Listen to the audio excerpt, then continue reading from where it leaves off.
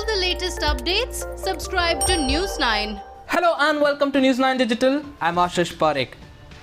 We've been talking about how COVID-19 pandemic has gripped the entire world, and one of the most efficient tools that has been discussed about ever since the start of the pandemic has been AI, machine learning and deep learning.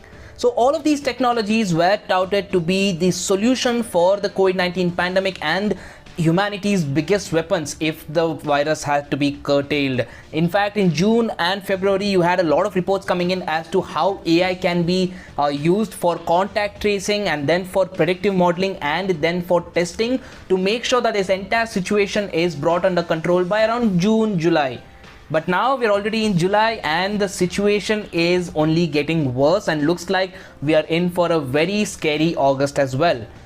So what went wrong? How has AI not really contributed? How has it not become a game changer like a lot of people were claiming to be? Well, for this, let's just take an example of the countries that have the best AI technologies and are leading the market. Countries like US, UK, China, South Korea, all of these countries, in fact Russia as well, all of these countries boast of a good AI technology and a very robust industry.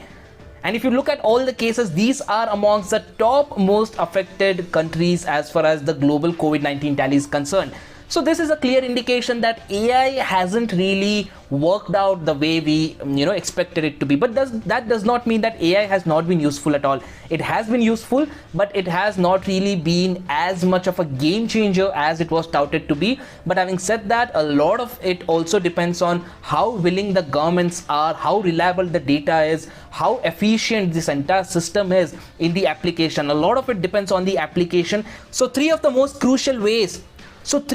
ways in which AI was believed to aid humanity and be a game changer as far as curtailing the virus is concerned was, like I said, one, contact tracing, and then predictive modeling, and also the entire situation of testing and chemical discovery. So let's just talk about each of the processes. What were the predictions made and how far has AI actually reached in all of these stages? First up, let's talk about contact tracing. We had a lot of experts around the world saying that as soon as there was sufficient data about the virus, there was sufficient number of cases, because remember, your AI does not work with 100, 500 cases. You need to have at least a data set of 5,000, 50,000, 5 lakh, 5 crore. All of these sort of data sets are when AI can be used to make a model, AI can be put into use. So experts were saying that once there is a reliable data of this magnitude, only then could it would be easy to find out a person who's contacted the virus. That person could be isolated, and then AI would predict as to how many people had come in contact with that person,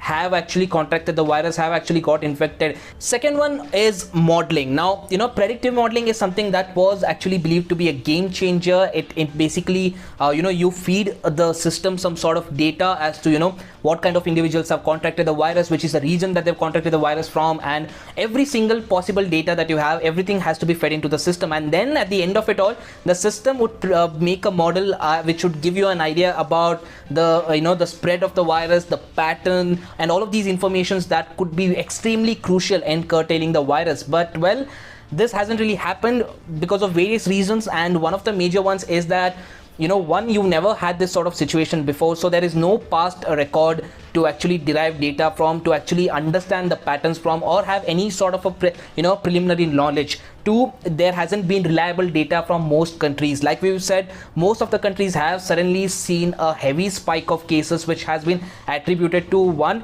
asymptomatic patients, a lot of them actually testing positive. Two, a lot of backlog that a lot of countries have hidden. Three, improper testing. A lot of test results are found to be positive, and then some other test proves it to be negative, and then again it turns out to be positive. So a lot of such unreliable data has also contributed to a lot of confusion. And when this happens, then you can only imagine what exactly a predictive model would put out. What is the sort of model that it would put out? The third most talked about use and application of AI was in testing. A lot of people were imagining a scenario wherein you could just take a viral load or the blood sample of a particular individual and then input it into a particular device, and then AI would show a green or a red dot as to whether it's positive or not.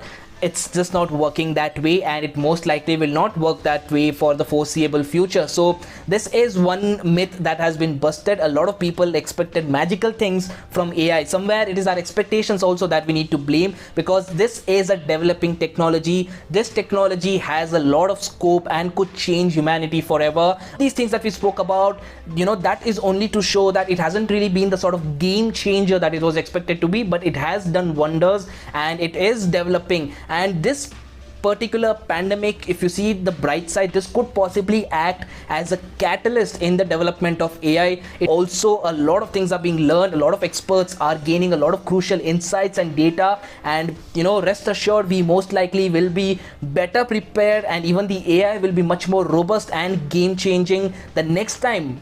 Everyone hopes that doesn't happen, but the next time, in case this happens, the AI and the experts and the entire system would be much more prepared, and will have a proper data, will have a preloaded response to all of these sort of situations. What do you guys think? Do you guys think AI has been very crucial, a game changer, or do you think there is still a lot of work to do and we expected too much and the expectations were just too unrealistic from AI and other technologies? Do let me know what you guys think in the comment section below, and also do not forget to like, share and subscribe to News9. Thanks for watching.